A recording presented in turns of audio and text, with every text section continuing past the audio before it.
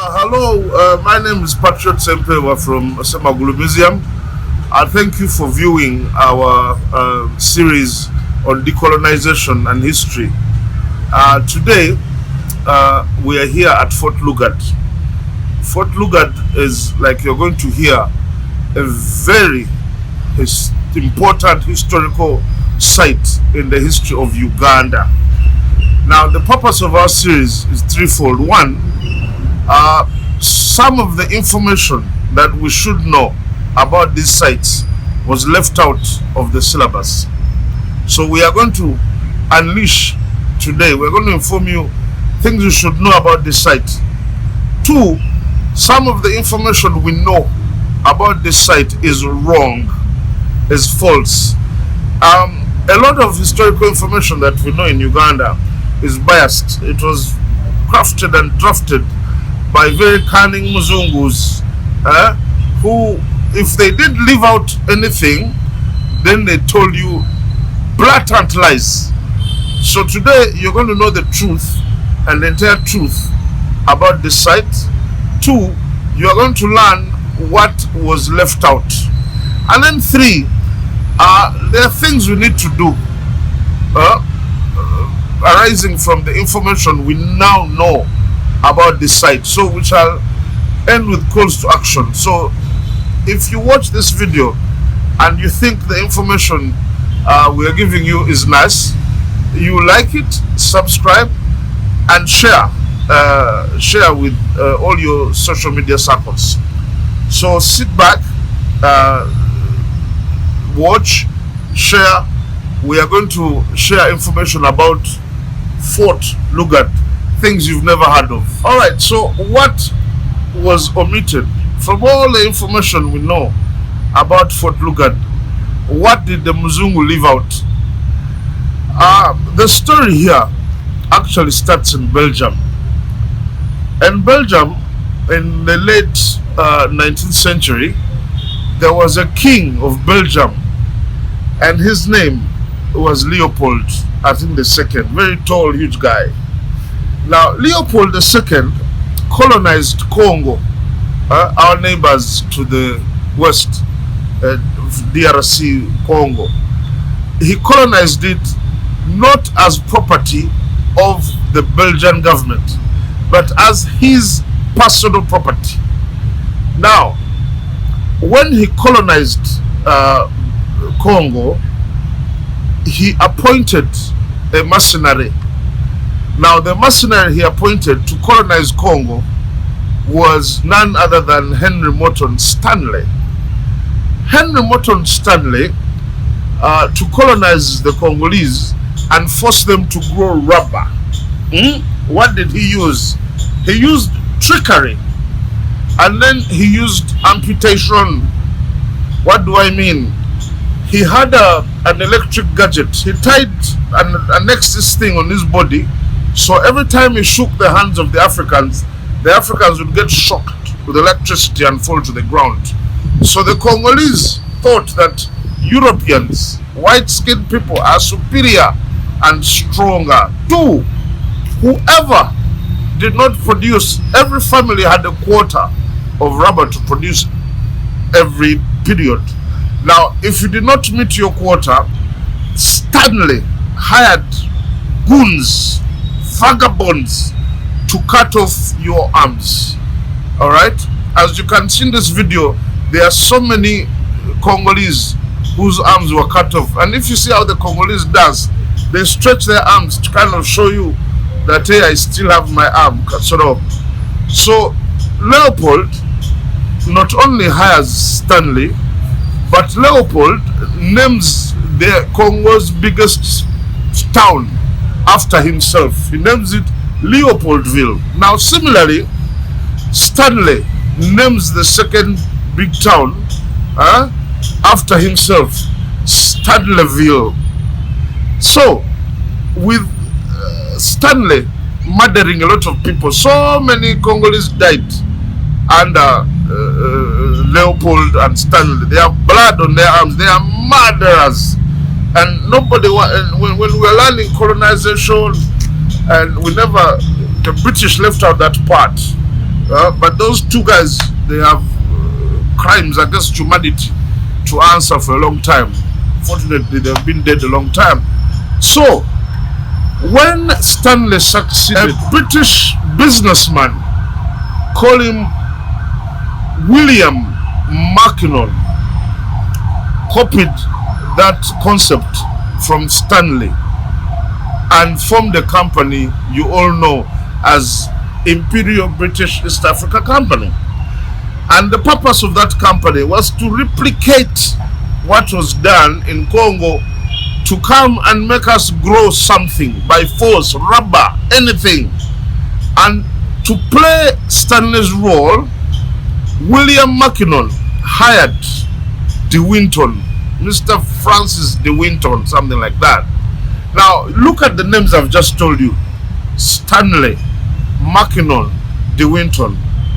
If you didn't know, the tallest mountain, the highest point in Uganda, Margarita, is on a mountain called Mountain Stanley. We have a mountain in Uganda named after a murderer.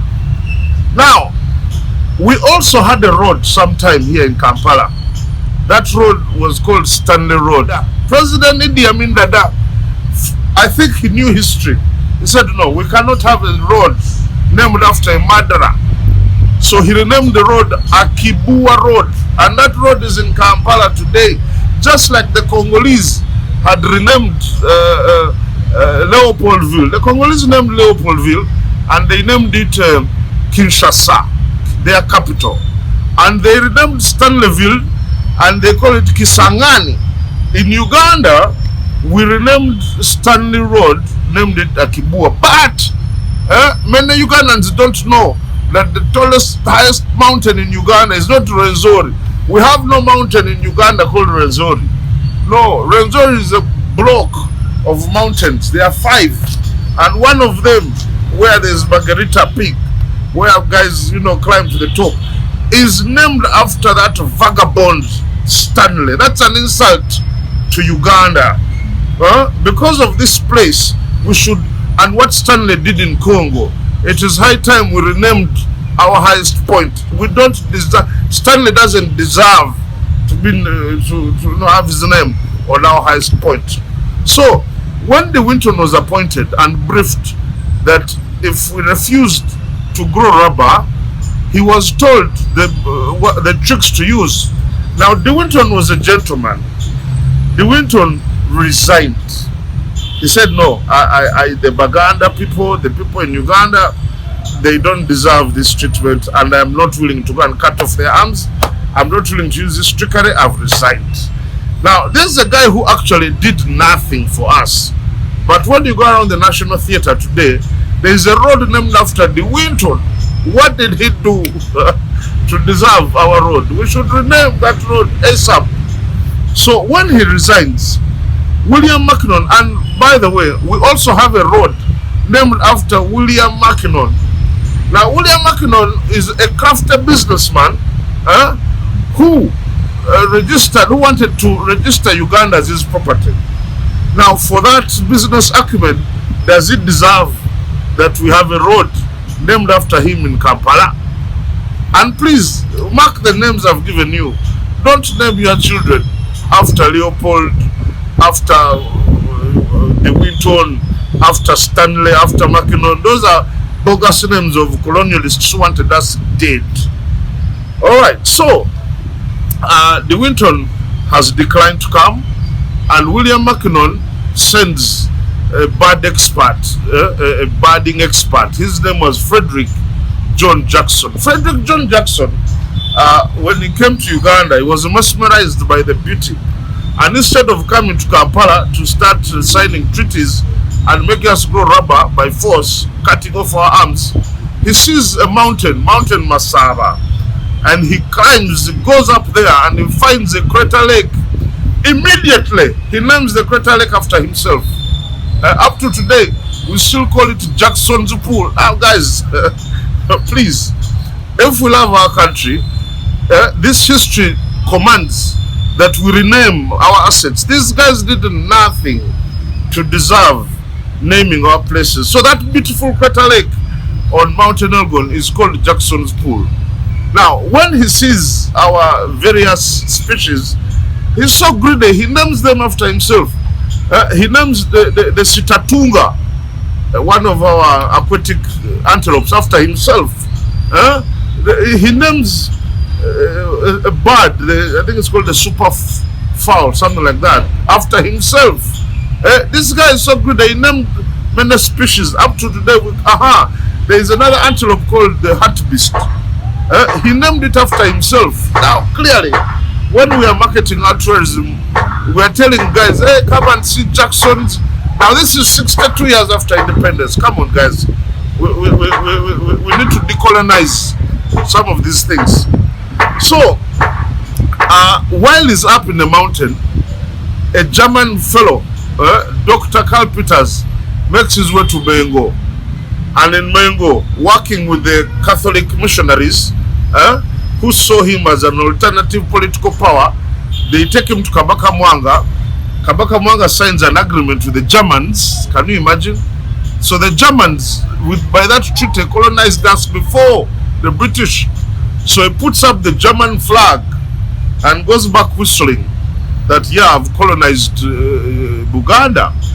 We were served by the Heligoland Treaty of 1890 when they're all lords, not Rosebery, but Salisbury, I think was the British premier at that time. He signed that Heligoland Treaty with the Germans, and the British gave the Germans a very small island called Heligoland, and then the British got Uganda. That is when Uganda now became property of the British. Now, the British had named one of our roads after that man, Salisbury. But once again, Idi Amin, that man knew history. He said, no, we can't have a road named after somebody who signed an agreement to make us the property of Britain. Remember, Idi Amin was the conqueror of the British Empire. This is what he meant, that the British Empire can't be in Uganda, sorry. So the road was named Nkuruma Road, all right? So when Karl Peters had left, this is when Frederick John Jackson comes here to sign an agreement with Kabaka Mwanga. The first sign of defiance, defying colonialism, was when Kabaka Mwanga refused to sign an agreement with Frederick John Jackson. He said, you lousy white man, you have come here with your papers, you go away. He embarrassed him, and then when he took back that information, William Mackinnon was not pleased. But this man we are talking about, Frederick John Jackson, is the fellow who chose the crested crane as our bird, national bird. Now, ladies and gentlemen, I'm appealing to all of you. That bird has nothing Ugandan. The crested crane has nothing Ugandan. The colors of the flag were chosen after choosing the bird. This bird was chosen way back by Frederick John Jackson.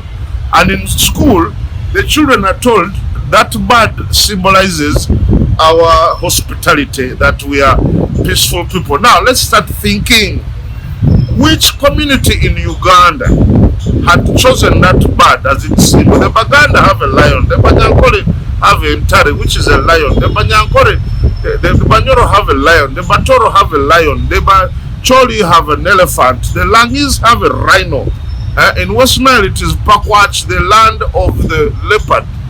Which community in Uganda had found it fitting to be represented by that lousy bird? That bird is endangered. When a species is endangered, like the dodo of Mauritius, it means that it can't defend itself. It is a lousy species. Now, that is the bird he chose. But what he actually meant is that we were very easily colonized, thanks to collaborators that we are going to hear about today.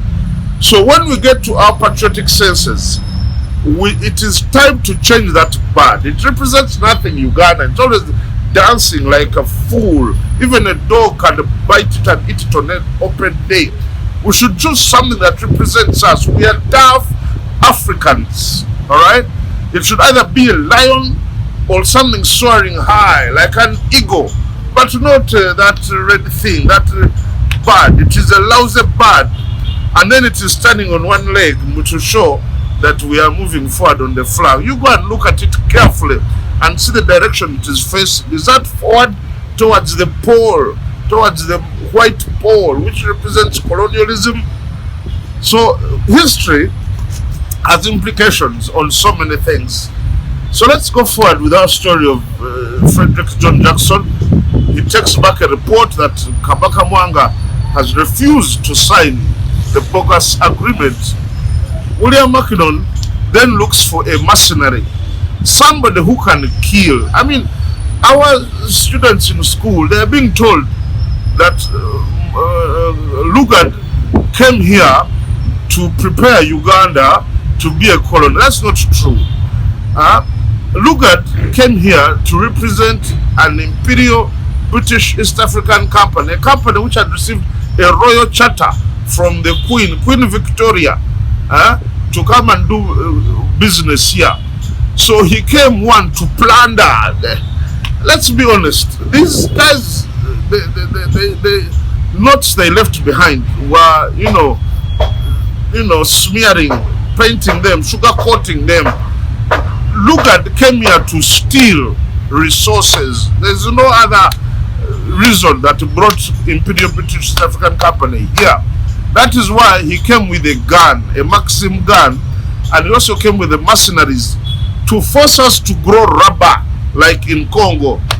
So Lugard comes here without a gift for the king. No, courtesy. Courtesy demands that if you come to my territory, you come with some presents, But Lugard is the only Muzungu who came here without a gift for Kabaka Mwanga. And he forcefully, we had allocated him somewhere else, some valley. He relocated to this hill here, set up his gun facing that way, facing Mengo, and he set up. That's why we are here today at Fort Lugard, because Mzungu forcefully gave him, allocated himself this prime hill and put his rusty gun facing the palace. Now this is a man after whom we have named roads in Uganda, in many towns. Please, mayors, patriotic Ugandans, let us remove all those signposts. How can we have a Lugard road? Somebody who has no manners at all. No wonder where he came from. He had been chucked. There's a lady who was twice divorced who disappointed him. So Lugard came here with a broken heart. He's a murderer. So Lugard, this guy is facing Kabaka Mwanga's palace. Kabaka Mwanga realizes that now there is a new threat we have to handle. The time is around 20th December 1890. So Lugard comes to the Luchiko, and Kabaka Mwanga, through his trusted guys, Luichi Bani, they plan to assassinate Lugard. If we had assassinated Lugard that day, our colonization story would have been different. Probably wouldn't have been colonized. So when we planned to shoot him, guess who the traitor was? Traitor number one, Zakaria Chizito Chisingiri, somebody whom the missionaries had whitewashed. They had told him, your culture is bad, your king is bad, you listen to us, don't listen to what your grandfather told you. So this is the man who now knocks the gun. The sniper's gun fell to the ground. So we were not able to kill that fool called Lugard because of Zakaria Chizito Chisingiri. Now that's a traitor, number one. He let us down. What bores me most as a historian is we have a road named after Chisingiri in Kampala. And you know why it is? It is in Mengo. And what still? It is outside the Bulange. Of all places. That is a traitor. That road shouldn't be named after that quack. No. These are traitors, and we should treat them as traitors. So we failed to shoot Lugard. Lugard comes back, reorganizes his mercenaries here, And then on the 26th of December 1890, Lugard presents his bogus agreement to Kabaka Mwanga, threatening war, that if you don't sign this, and by signing this, you are becoming my property. You are becoming the property of Imperial British East African Company. You are ceding tax collection. I'm the one going to collect taxes. You can't export anything. Ivory is mine. Kigamba, gentlemen, if you know this, if you understand, if you put history in context, Lugard is a terrible man, a man who doesn't deserve to be named, to be named after him. So Lugard signs, he forces Kabaka Mwanga to sign. At that moment, Lugard, we outnumbered Lugard. We could have defeated Lugard and his men. Our army was much bigger, failed to defeat Lugard, so Lugard stayed around, disorganizing us. Lugard gave his gun to Apollo Kagwa, and you know the religious wars, many people died. Lubaga Cathedral was torched, Mwanga was overthrown. All the kavuyo of religious wars after 1890 was because of Lugard supporting the Protestants and Apollo Kagwa. That's not where he stopped. Lugard and this fool, this Zakaria Chingiri, they went Toro and colonizing, and he was a willing escort. This guy is such a traitor. He gave his own daughter to Lugard for marriage, but I think Lugard rejected the Ugandan girl. So Chingiri is not Chingiri should be persona non grata in Uganda and Buganda. All of this is related to this place. So while Lugard is still here, the white men, Imperial British East African Company, they launch a war on Bunyoro, because Bunyoro, Kabarega, unlike Mukaba Mwanga, refused to sign the bogus agreement. So they launch a full-scale war. And who is in that war killing Ugandans? There's a guy called MacDonald. There's a guy called Bwana Tayari. Bwana Tayari, his British name is Wilson, the one after whom we named Wilson Road. These are murderers. They killed Banyoro in their thousands. If I was a Munyoro, I would never walk on that bloody road. We should rename Wilson Road if we respect the Banyoro. If the Banyoro part of Uganda, that road shouldn't be named after that murderer called Wilson. There's MacDonald, there's Wilson, and others. So they go and kill many Banyoro. Now, after some time, this company went broke. Imperial British East African Company became broke. So when it gets broke, who of all people requests the British to support it? A missionary. A missionary. Bishop Tucker. Every time I'm going through Mukono, there's a place there called Bishop Tucker. I don't even want to look at it. Ibeko was leaving us in peace. A missionary writes that, hey guys, please fund this. And because it's all religious and all, they fund Imperial British East African Company until they couldn't fund it anymore. So it was time finally for them to leave. And they left. But when they left, that same missionary, Bishop Tucker, he asked the British government to send somebody to evaluate. He was sure he wanted us colonized. Another reason why we were colonized is that religious man, Bishop Tucker, is not a good guy. I don't support people naming themselves after such a priest, an Anglican missionary. So the British government sends a diplomat now.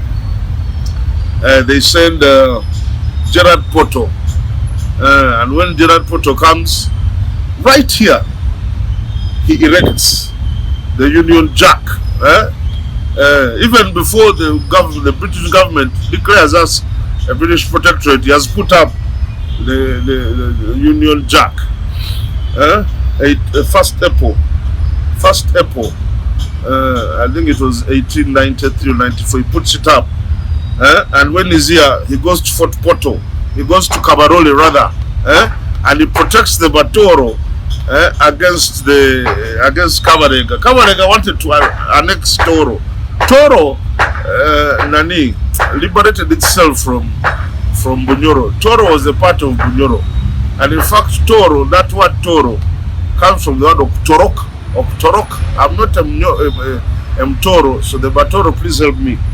Oktorok, that's why they're called Abatoro. Abatorokawa. Batoroka they escaped from Bunyoro.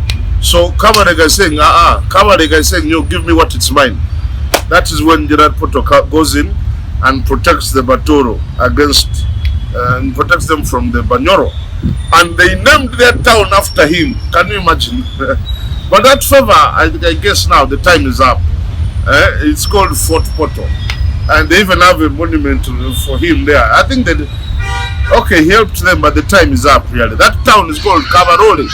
It should go back to its name, Kabarole. The king and the people of Toro, do you really still want that name there? Of Gerard Poto. Gerard Poto is not somebody who shares us well, because when he was going back, he named Entebbe after his wife. For those of you who don't know, Entebbe, our airport town, derives its name from some chairs in Entebbe. Those chairs are near the airport. Entebbe Zamugula, that's the name of that town, Entebbe Zamugula. But the British cut it short. Because you imagine you're landing, we're about to land, tighten seatbelts. We are landing at Entebbe Zamugula, it's a bit long there, so they said Entebbe. Now, Gerard Poto says, no, this is not Entebbe, this is a Port Alice. And those of you who have gone to Kalangala, the signpost is still there, Port Alice. And who is Alice? Alice was Nani's wife. So Entebbe Mayor, I'm told Entebbe has a new young. Please go and tear down that Port Alice thing. It is where you board those ferries to Kalangala. Nachiwogo Port Alice. No, there's no Port Alice. That's a rubbish. We can't. Entebbe can't. They can't be. What did Alice do to deserve to name any part of Entebbe after her? Well, what did she do? So the signpost is still there. So Gerard Poto left and took a report that, of course, will be colonized. And that is why the British Prime Minister, Lord Rosebery, not a very smart man upstairs, some say, he declares us a British protectorate in 1894. Now, the British, again, they had named one of our roads after him. Idi Amin Dada says, no. This guy who names us a British protectorate, and then we're dedicating a road after him. What are we celebrating? We are celebrating being colonized. He said, no, from today, let that road be named after the Egyptian president, Nasser. So today we call it Nasser Road. Idi Amin, well, they say so many bad things about him, but you can see so far from our history that this is the president who loved this country by actually renaming by decolonizing Uganda. All right, so we declared the protectorate, and then they start sending commissioners, the first of whom was Bakele. Bakele oversaw the murder of so many Ugandans, that Bakele man. We shouldn't have roads named after Bakele. Even this place called Baku. We should change the narrative. And I'm told there's another version. Some people say Bakuli is named after Bakele. Others say no, there was an Indian man, Yainama Bakuli, or he was there. So the version we should go with is the one of the Indian man, not this colonialist Bakele. There are roads called Bakele. We have Ugandans who have contributed to this country. I can name several of them. They have no roads named after them, and then we get a few roads and name them after bogus guys like Bakele. So Bakele is here as commissioner, and this is the time when there's a trouble. There's a trouble in Uganda. What's trouble?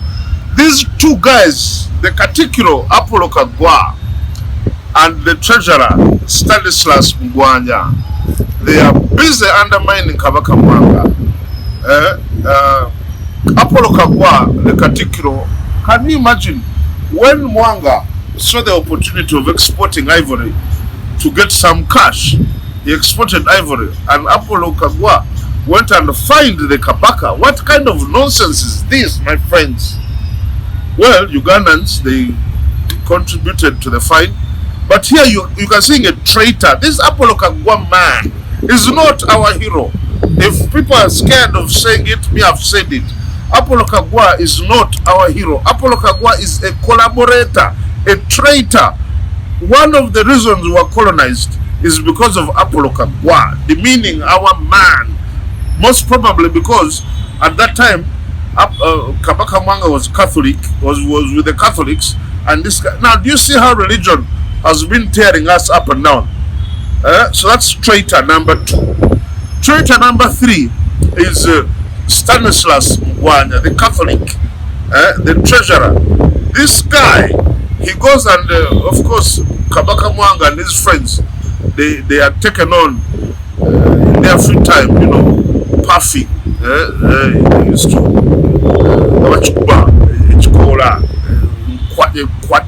you know. So this guy goes and burns the herb. Now, for those who don't know, the herb is medicinal, and those who have cows, I think you know what it does. It is medicine. If you want to live for a long time, and there is a song Ugandans like chai wechi, chai we, that thing is medicinal. So the Kabaka Mwanga was taking it for tea, giving his cows. This guy comes and burns all the stock. Can you imagine? And even killed some of Kabaka Mwanga's guards. That is a man called Stanislas Mwanya. So Tennant, best here, when Tennant was the acting commissioner, Kabaka Mwanga absconded. He said, no, Tebu Manyira, please. I cannot be Kabaka in this palace when there are these 2 bogus traitors, 2 bogus men whom I appointed. This is bogus Katikiro and this treasurer, Bamanyira. I have left the palace. So he went, but on going, he went to these, some of his army men, like Louis Chibanyi and another one. So they went and staged wars against the British. The war I know about very well is the Battle of Kabwoko. Kabwoko is a place near between Masaka and Kalisizo. There they fought for a long time, but Mwanga was defeated. And when Mwanga was defeated, he went to Bunyoro and joined Kabalega. You know. So all of that is related to this place there. When Mwanga was defeated, there was an opportunity of these Nubians. The Nubians also realized that these Bazungus are rubbish. The Nubians, they had a mutiny. They rebelled against this British.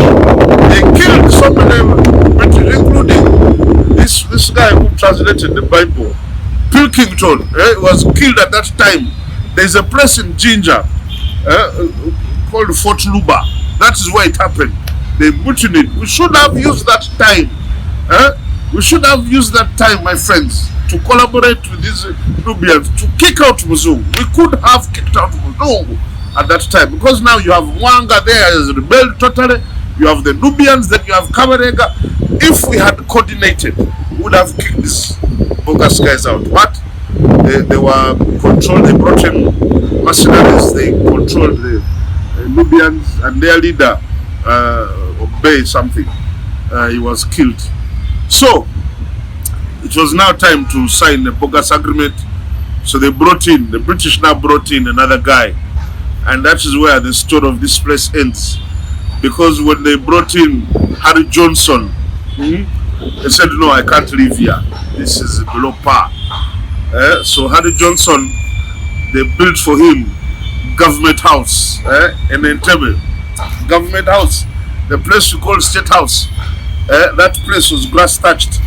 They built it to accommodate the new governor. The new governor, he came and he commanded, he came with the agreement already drafted, and people started discussing. Remember, people didn't know English very well. You're discussing an agreement which you don't understand very well. So we ended up signing that bogus 1900 agreement. But again, as we signed the 1900 agreement, there is a hero we never talk about.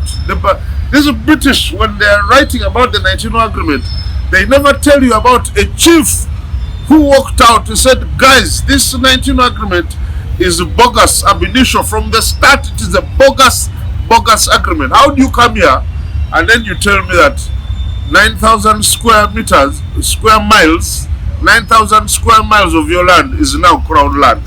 At what price? You know? How do you then come here and tell me, oh, now you have put a salary? These things were very demeaning.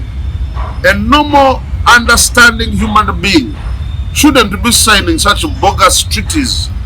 Otherwise, your children and their grandchildren will forever be known as traitors. And who signed that agreement?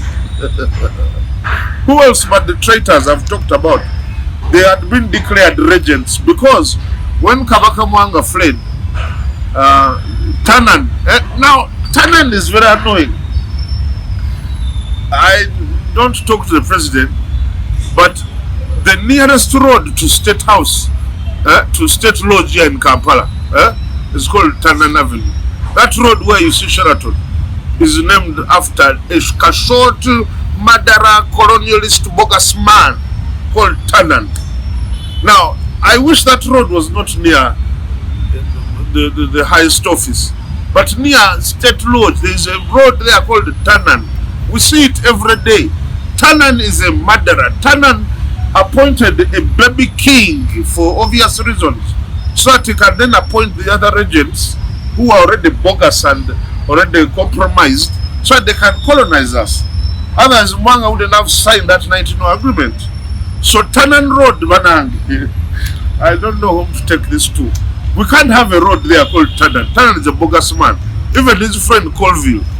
Colville at this time is busy killing people in Bunyoro.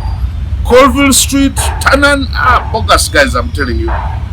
Alright, so it is here that Tanan appointed the 3 regents and they enthroned the baby Kabaka, 1 year old. And he's British. I think we're daft. 1 year old king is made, is enthroned, and there are 3 non-patriotic thieves made as regents, and they signed the 1901 agreement. But there is a guy we never learn about. His name was Joshua. Joshua. He was from the Nchima clan. He was from the Nchima clan. He was the Mugema. He was the head of the Nchima clan. And he was the county chief, I think, of Busiro. His name was Joshua Kate. Joshua stood up and said, voila, you signed this thing because you are the ones there. You are bogus. You can't understand what you're signing. And he walked out. Now, we have no road. We have not awarded. We don't even know where this hero's family is. These are the heroes after whom our road should be named, not Apollo Kagwa. Please, don't name your businesses after Apollo Kagwa. Don't name. And what bothers me most, our Ministry of Finance. No wonder we are getting all sorts of problems. The Ministry of Finance, our Ministry of Finance, and I think Ministry of Foreign Affairs, is on a road named after Apollo Kagwa. How can this country be blessed, Amazima, when they have such big party? No, guys, let's be serious. If we love our country,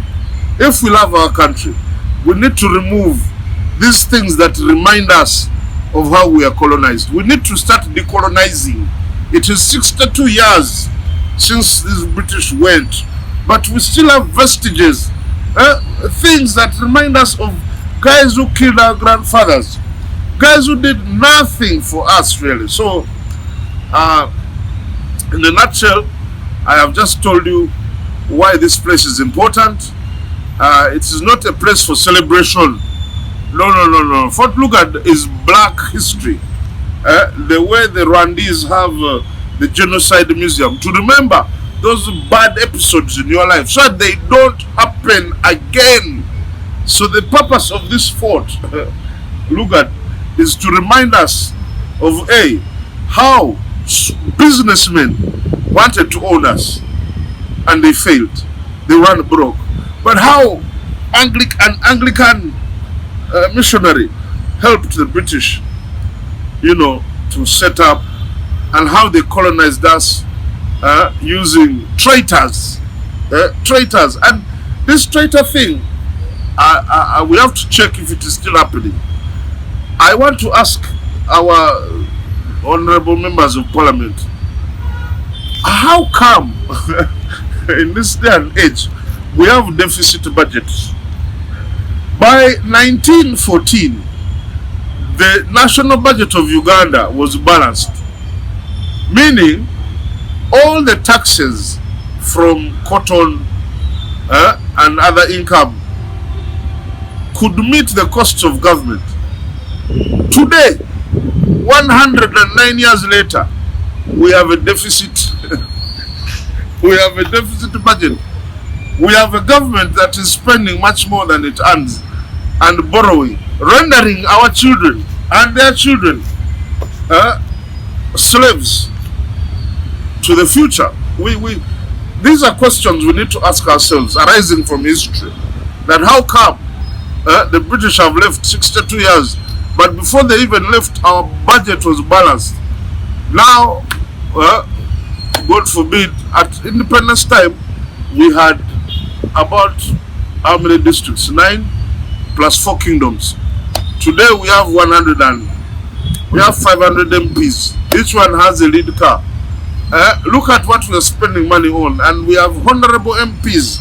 I wish they could take time to understand our history and apply our history, such that we can solve some of these things. It is right here that the British colonialists started concocting messages of inferiority to Ugandans. There are many Ugandans who, because of colonization, have been mentally abused. They feel inferior. They have been told you are inferior. Right here, with the missionaries, and started bringing white God. Photos of a white God. God can't be white. No, God is a spirit, can't be white. My friends, I am a Christian, I believe in God. I am an African, I believe in Katonda Mutonzi. But Katonda Simweru. No, we should tear down all the TV stations showing photos, videos of a white God. They should stop immediately. God is not white. Neither is he black, but God is a spirit. But all the pictures you see, our children are seeing white God.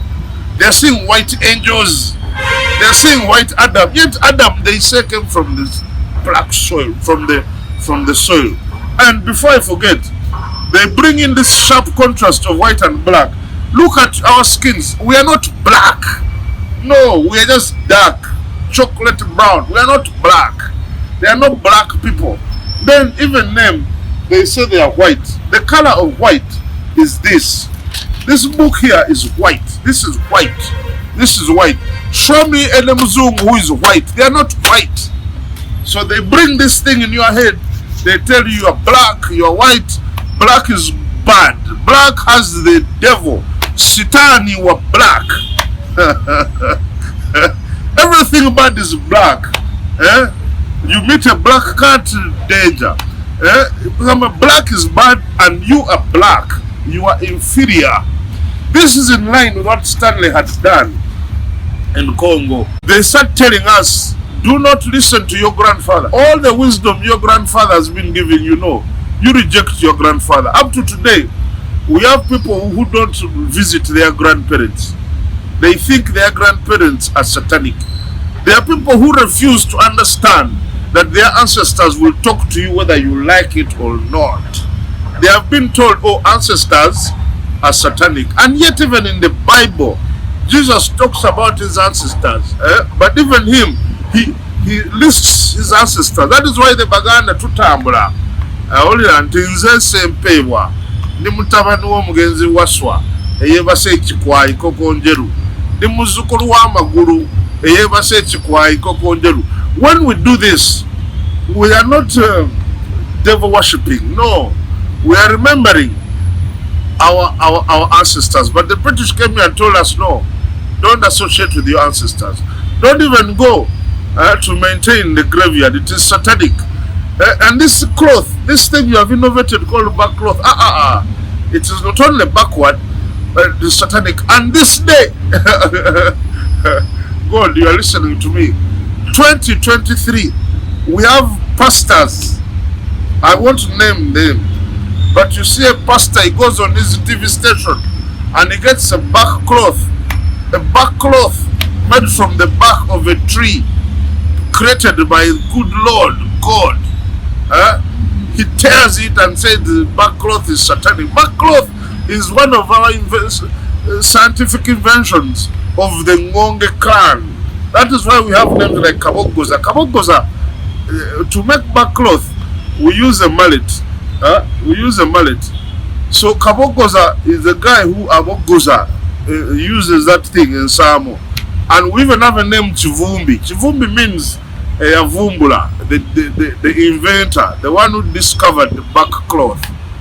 What you haven't done is take back cloth making further to make more useful garments. But those of you who are online, you know very well that a certain shoe company, I want them, makes shoes and puts back cloth on it right there. We have not patented this thing. These are our discoveries. Alright? So Fort Lugard is that place where decolonization must start. This is where our people were told that they are inferior, that their kings are murderers. You even find in some bogus books that the Kabaka of Uganda was almighty. No, there were checks and balances. They were there. If you don't know the checks and balances, go and ask why Kabaka Kintu disappeared. He had disappeared his Katikiro. Why did he disappear his Katikiro? When he went on tour, he came back and found his wife, Nambi Nantuturu, pregnant. So he said, what is this, my Katikiro? What is this? Who has done this to me? The Katikiro wouldn't know. So he spared the Katikiro Chisolo of the Ngonge clan and immediately knew what was going to follow. So he disappeared. Go and ask about Kabaka Chikuru, who was a tyrant. But how did we finish him? His own sister drowned him in the lake. Those are checks and balances if you want. We had another king who, instead of attacking the Banyoro, he was busy digging the first swimming pool. He's the one after whom they dance, this Baki Simba, because he used to like to drink. And he used to say, Abachi Simba, Bebachi Womia, that one. His own mother came and said, guy, you know what? No. You can't be Kabaka, please. There's a bloodless school. There are so many checks and balances. The Namasole had veto powers over her son. So all this rubbish that has been written in all the books with the Kabaka is uncheckable. There are no... Oh, please. Those are the same books writing nonsense that Kabaka Mwanga was gay. Kabaka Mwanga couldn't be gay. He wasn't gay. He wasn't homosexual. He has 16 wives. All that nonsense, by the way, comes from Apollo Kagwa. Apollo Kagwa, that Katikiro, a traitor, is the one who started writing that rubbish. He even claims in one book I've read, one book, that Kabaka Mwanga tried to sodomize. Kabaka Mwanga was in the game. So, in the books that we are reading today, there's a lot of rubbish. Allow me to use that word. A lot of nonsense. Rubbish. This rubbish is written. It is their story. It is the Muzungu story. The purpose of this video series is to correct this rubbish. So that our children stop reading this nonsense. Our children are told that this Bazungu we are talking about, who came here, they had people called explorers. Explorers, my foot. They are not explorers. They are spies. If you know the story very well of why the explorers came, you have to go back to Mansa Musa. Mansa Musa, they say, even up to today's terms, is the world's richest man ever. All these guys they talk about, none of them is as wealthy as Mansa Musa. Mansa Musa went on a pilgrimage to Mecca and caused inflation. Gold was no longer valuable. He gave out so much gold. And if you know your history, go and Google what they call a Catalan map. That Catalan map shows you clearly that the Europeans, because it was drawn by Europeans in around the 14th century, they knew. On that map you will see Mansa Musa holding gold. The British knew that there was a city of gold somewhere in Africa called Timbuktu. So if you know your history, they sent spies to go and find out where does this gold exist. Where is it?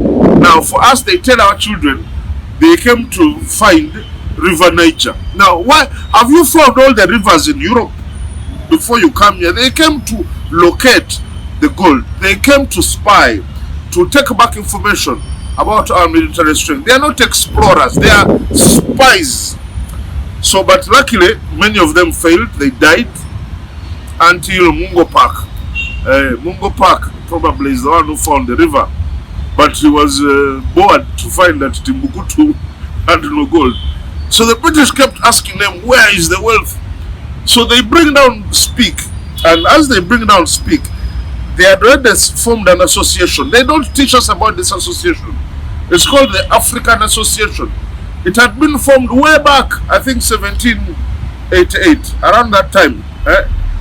That's when it was formed, but it had failed. It was the one sending Mungo Park and all of these fools, whom some of them we killed even. So after failing, they formed the Royal Geographical Society. Royal Geographical Society, funded by the king. The Royal Geographical Society got a royal charter from Queen Victoria.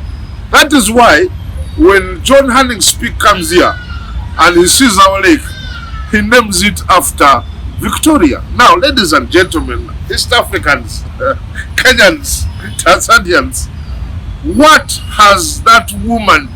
that woman do for us, Victoria, to deserve naming our lake? As East Africans, we should now sit down. Of course, the Uganda part is called Nalubali, but internationally now, it is time to think of a name which unites us and name that lake, but not Victoria. What has Victoria done for us? We should find a common name, or either Lake Uhuru, to remember how we got our independence. Lake Uhuru sounds like a good name, I don't know, but not Lake Victoria. So Speak comes, he names the lake because that woman had given him a charter. So Speak goes on to find our river Nile, and he sees it and is overwhelmed. Then you find bogus books. Our children were told, I for instance, one was told that Speak discovered the source of the Nile. Now really, what does the word discover mean? Does it mean to find location of? There were Basoga men who had seen that source of the Nile. They had seen it already. They're the ones who discovered it. They are Baganda of the Njaza clan, whose role was to guard Buganda's eastern frontier. All the Njaza clan, they had seen. So he comes and the books are writing, this is Speak has discovered the source. Come on, that's rubbish. And then he sees falls. There were some falls there, because the water was a lot coming from underneath, and then it could form very high waterfalls. So he came, this Bazungu Bajosi, he came and called it the Ripon Falls. Those of you who don't know Ripon, Ripon is the third smallest city in No, but luckily, when that dam was built, those falls were, they were submerged. But if they were around, can you imagine, we'd still be calling them Ripon Falls. So there's the man, he wasn't satisfied with naming our lake after the queen. He came and named very many animals after himself. We have Speak's lizard. There are other animals named after Speak, about 4 species. Now, decolonization, guys. We can't go on naming these animals named after Speak. And Speak, there's a story our people are not told. Speak was a dirty man. Speak was a dirty man, unshaved. You look at his photo, unshaved. So when he was here, we have young children watching, but there's a word which starts with the W. He was self-pleasuring in the night. So the Namasole finds him a girl, a Uganda girl, to marry. But the Uganda girl rejected Speak because he was dirty. Speak came to kiss the girl. Speak came. The girl said, come on, you are dirty, you are smelly.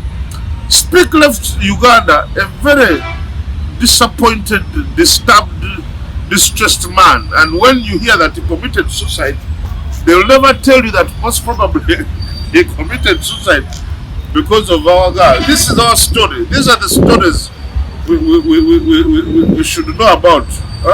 The stories being told to us are demeaning.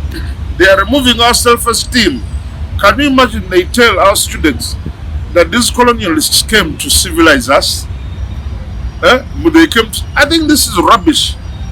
They came to plunder, to steal. They didn't come to civilize us because we were already civilized. And those of you who know our history, let me take you back. 711 AD. There's a black Moor, a man, an African man, Muslim man. His name is Lord Tariq. Lord Tariq commands his men and they attack Spain and conquer the Spaniards. The Spain was under some barbarians called the Visigoths, and their king was called Roderick. So Lord Tariq defeats that unpopular barbarian, and Africans colonized. They ruled and civilized that part of Europe for 700 years. It is Africa which colonized Europe. If you're teaching our students, our people, colonization, you start with that colonization. When we colonized the Europeans, we taught them how to bathe. They were barbarians eating, they were cannibals. We told them no, there is a meat to be eaten. We introduced various crops. We taught them how to read. We introduced libraries, universities, mathematics, astronomy, chemistry. Europe was civilized by Africa, not the other way around, because it is the Africans who made the first inventions. But our students are not being taught that almost all the early inventions were in Africa. In Africa, we have been divided intentionally by the white man. If you look at the history notes, they are talking about now in Uganda, these are Luo, but they came from El Gazelle in Sudan. Okay, they are different. Then here, you have the Atekens, the Karamojong, the Itosots. For them, the Nilohamites, they came from Ethiopia. And then us here, you southern guys, now you came from West Africa. That is a nonsense. That is a nonsense. They miss out the beginning of where we actually came from. You go and ask archaeologists, it is confirmed that the credo of mankind is the source of the Nile. If the Garden of Eden is true, then it must be at the source of the Nile somewhere. And when I talk source of the Nile, don't close your brain to ginger. No, there is white Nile and blue Nile. Okay? So there is Nile which starts in Ethiopia. So it starts somewhere there. So there is a source there. So the first human beings, the first us, I don't want to use the word black because we are not black, we are Africans. The first African, the first human beings ever were along the Nile. Along the Nile. So it is from the Nile that the majority, somewhere in Ethiopia, there's a place in called Nafta in Sudan, which I want to visit. They say many Africans were there. It is these Africans that then moved further, north, lower, to Egypt. The early Egyptians were black. They were black. But other black people that had left the source went on where there is no sun. They moved further where there is no sun. And over some time, because they have no sun, they became sick. They have no melanin. When you have no melanin, you are sick. Oh dear. They have no melanin. They are light skinned. They are white. They are not white, but their skin is like for a Ramagoi albino. They are sick. So they came and colonized again because of disorganization. They raided Egypt and intermarried with Egyptians. That is why Egyptians like Mohammed Salah, Egyptians like Mohammed Salah, they are light skinned. But initially Egyptians were black. You go and look at all the pyramids, you can see black people. So it is from this Nile that people traveled to South Africa, Some people went to West Africa. So these migrations are wrong. They are meant to divide us. And from the migration they teach us, you realize that we feel divided. When the British came, they wanted the Northerners in the army. They left out the Bagana and said, now you are too short and cocky. They divided us. That's why we are not a nation. We are in this day and age. We'll find that people are still talking about tribalism, tribes. We are one and the same. We are interconnected. We are Africans. But they came, they drew bogus lines, meaningless lines, totally. You remember this scenario in Eastern Uganda. We had a Ugandan gentleman called Awori. I think he was a minister. And his brother, same blood. His brother was the vice president of Kenya. Same family. This year, 2024, is the year of the Kadodi. The majority of Bamasaba, the majority of Bagisu, they stay in Kenya. I have seen a home where the garden is in Uganda, but the bedroom is in Kenya. They came and they had a bogus meeting there, which our children are told is the Berlin Conference. Now, when thieves meet, let's be honest, when thieves meet to share the loot, English is a foreign language. Is that a conference? Our children are told they had a Berlin Conference. I don't call it a conference. It is a meeting of thieves. They met and shared Africa among each other. And if you look at the map, how they shared, some parts went to Britain, others to Germany, etc., etc. It is not a conference. It is a meeting of just thieves, plunderers, thugs. So they met, but we should quash. If you look at the reasons, our children are being told why the British came to colonize us, but to civilize us. That's not true. They came to plunder, to rob, and plunder they did. Now, it is high time we started negotiating for repatriation and compensation for what they stole. They stole artifacts. They stole, among other things, the Bunyoro Kingdom's seat, that big majestic seat of the Bakam of Bunyoro. They stole artwork, the Luzira head, things stolen here. So many things stolen in Africa are in those British museums. We are paying money to go and see what is ours. No. This should be negotiable. Whatever museum has our African items, we should suspend relationships until they bring back our items. So when they come here, we are giving them names like donors, development partners. Partners, my food. We don't need donors. Africa is a wealthy continent whose wealth in mineral resources and other resources is worth trillions of their currency, the dollar. What is our problem? Is the mind.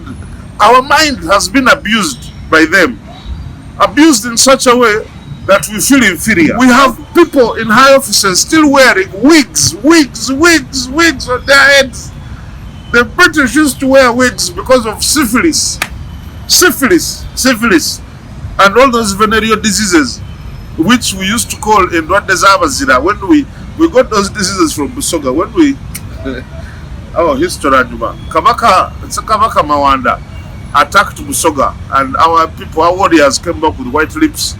And before we knew, we used to think having a venereal disease was heroic.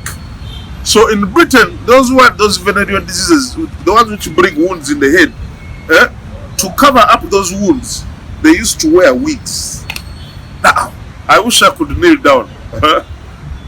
We have people in responsible offices who are wearing wigs. In 2023, we are still wearing wigs.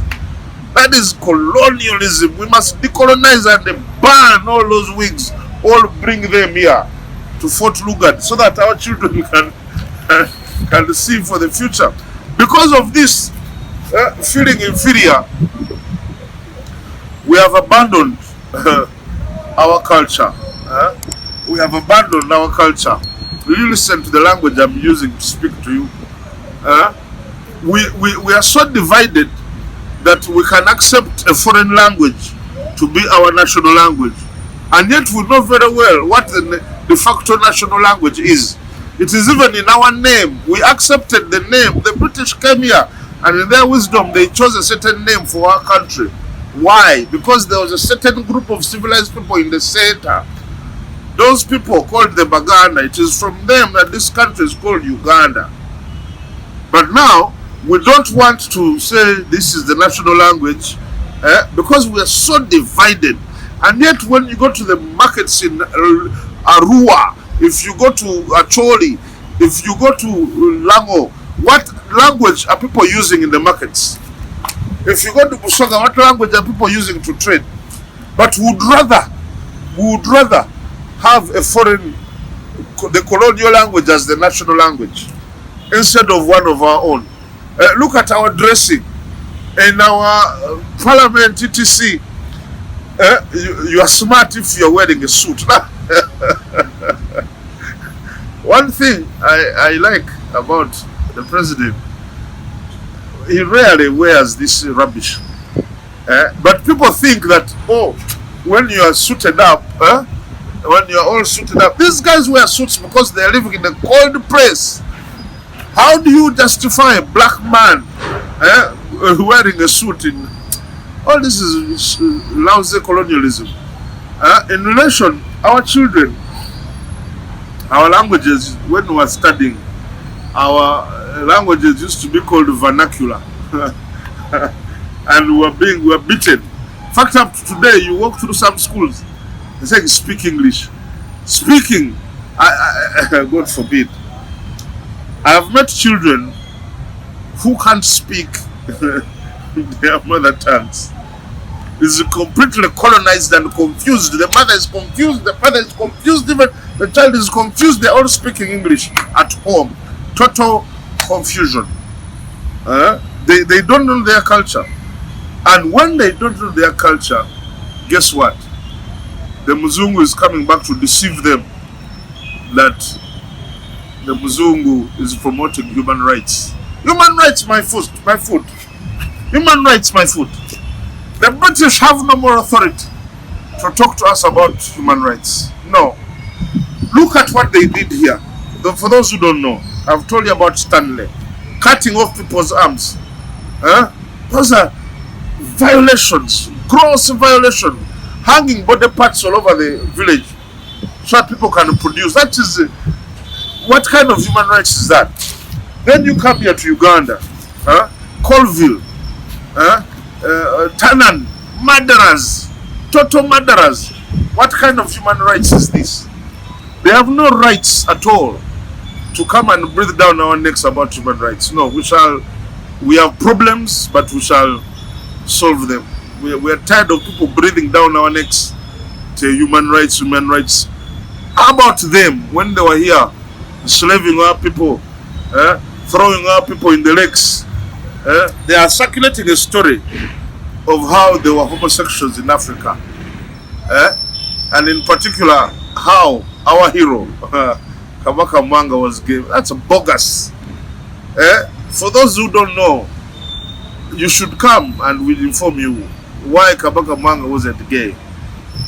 Then they say this homosexuality was already here, brought by the Arabs. The Arabs were not gay either, no. Just because they were circumcising their converts in public. And you know, these Eurocentric writers trying to fight Islam, that's the rubbish they spread against Islam. No, they were just circumcising men. And which part do you circumcise? Can you circumcise it without touching it? So all of this rubbish is in our books, and it is related to colonization, and people are reading it.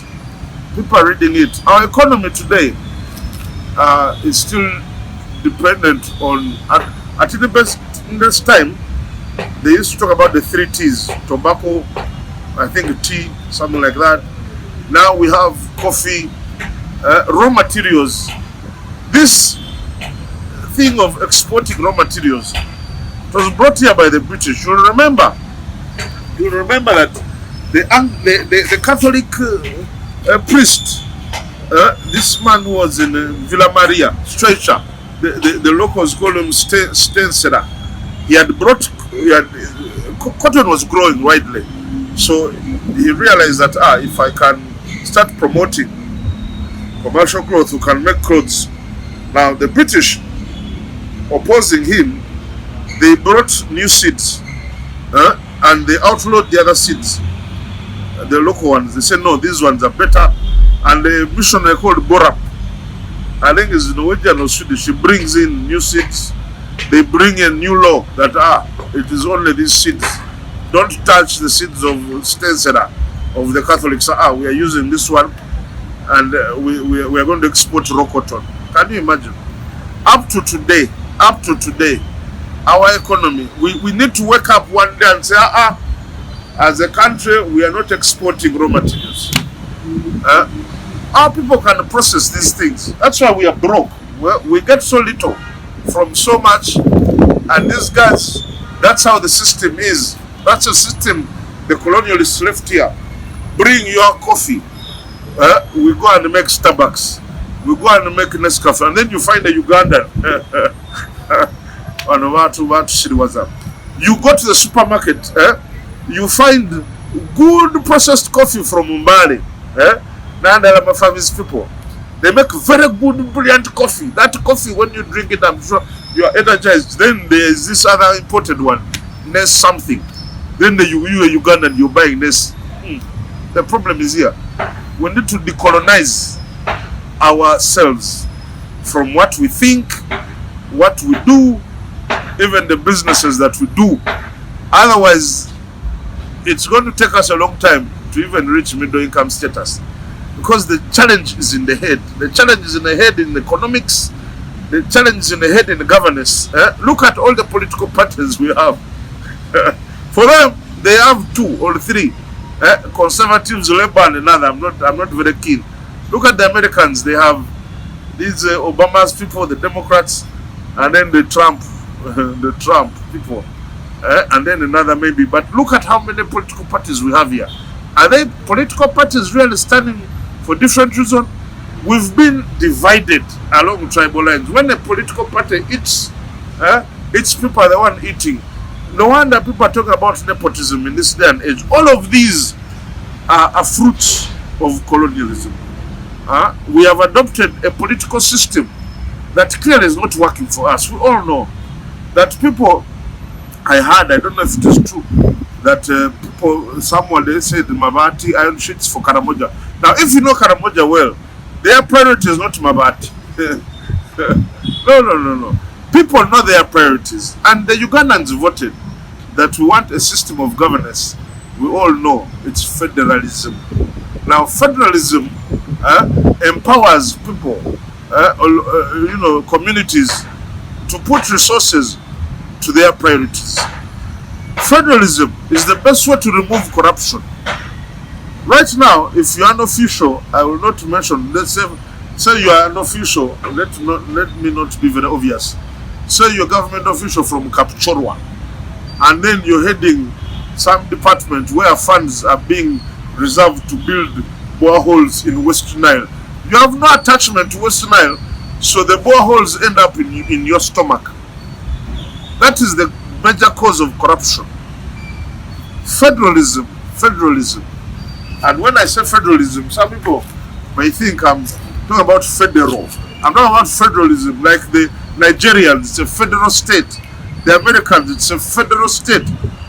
We need to sit down and with decolonization, start with the governance. Before the British came here, we had the constitution. Uganda had the constitution.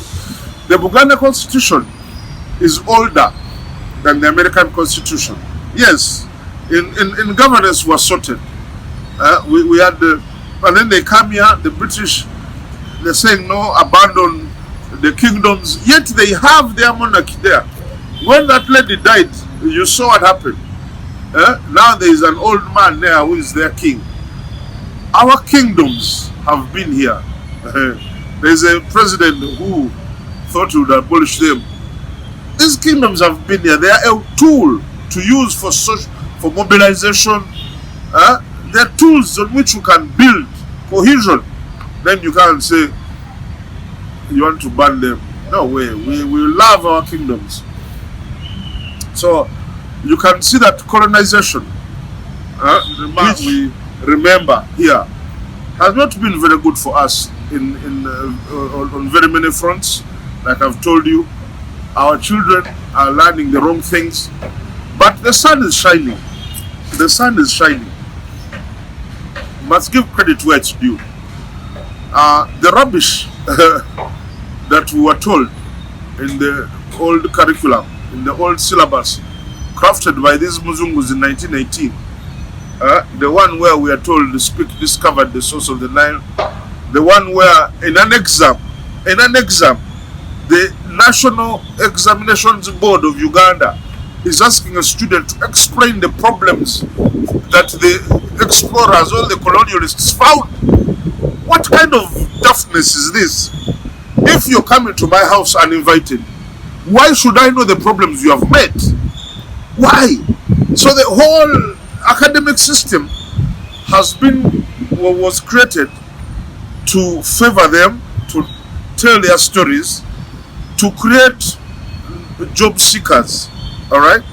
Our teachers, Bambi, they were trained under the old curriculum. Now they are supposed to teach the new curriculum.